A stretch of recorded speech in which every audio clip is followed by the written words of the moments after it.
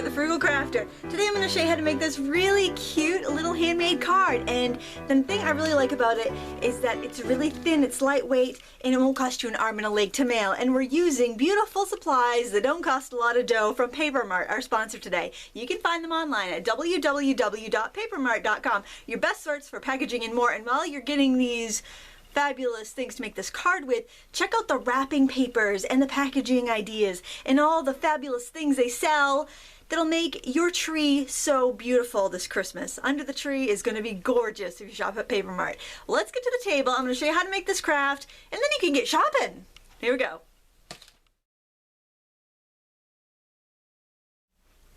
Okay, I have all my supplies out. I need to make a little space. Basically what I have here is a craft card base, 5x7. It's folded to 5x7 just from the craft store, or you can make it yourself. I've got a 6x6 piece of double-sided paper, and what we're going to do here with this is we're just going to fold an edge of it over.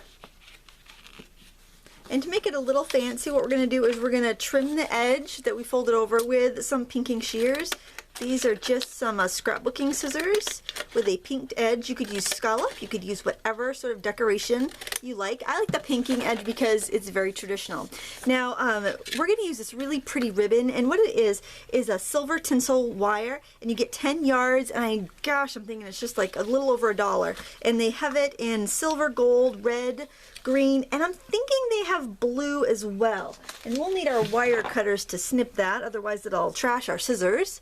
Kind of line it up and trim it, and then to adhere it to that flap, what I'm going to do is use my glue gun here and run adhesive all over the place. Basically, this adhesive is strong enough to hold this wire down. So first, I'm just going to bend the wire around and tuck it onto that adhesive that I just put on the back of the flap.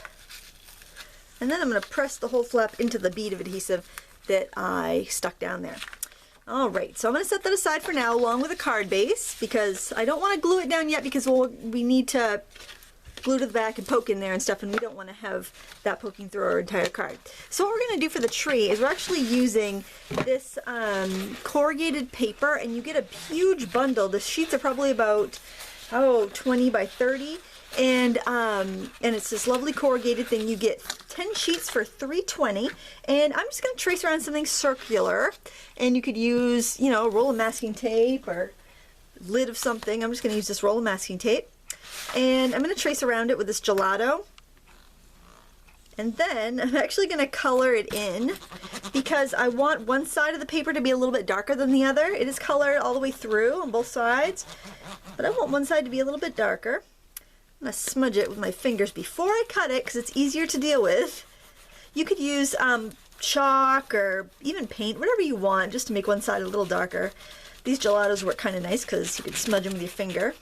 Regular oil pastel would work as well.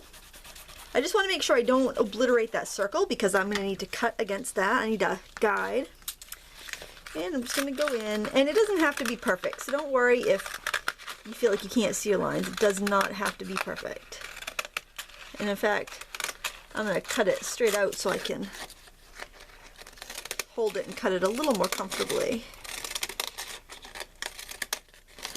This would be a fun project to do in a classroom full of kids, and you certainly get enough paper when you order it. You get 10 sheets of this large paper. I'd cut it into a square first before I handed it off. I'm going to trim that off a little bit. It looks a little ovally. And then you want to cut this in half, and you'll get 2 Christmas trees from each circle. Alright, to fold the tree, I like to hold the tree so that I have the bright side up, and I'm kind of going to pinch it about a little more than half, and I'm going to fold it over so that I get that nice scallop going across like that. Then I'm going to fold it back this way so I get the scallop going the other way. And then I'm going to fold it back one or 2 more times. I might get 2 more times out of there. Well, I think I'll trim that little bit off there. I think it doesn't have quite enough to fold it back.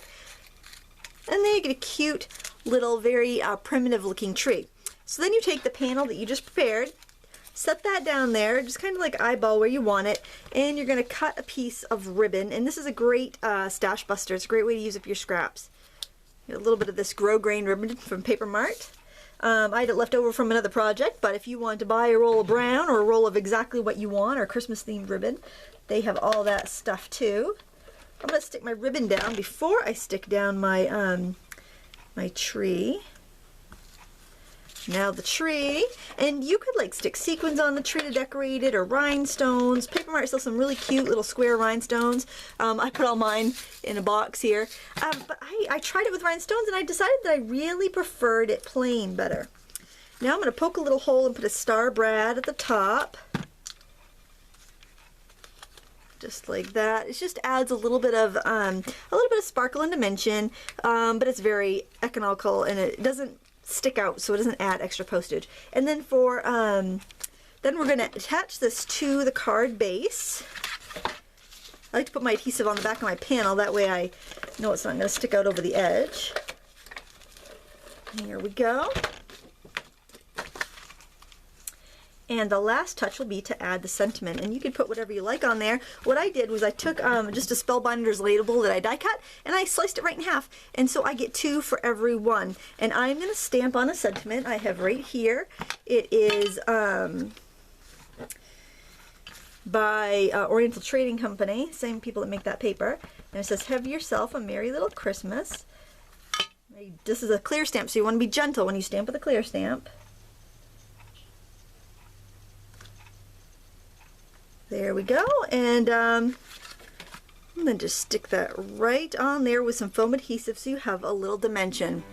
I want to thank you so much for watching today. Please check out our sponsor, Paper Mart. You can find them online at www.papermart.com, where we make you look even better. Thank you so much for watching. Until next time, happy crafting.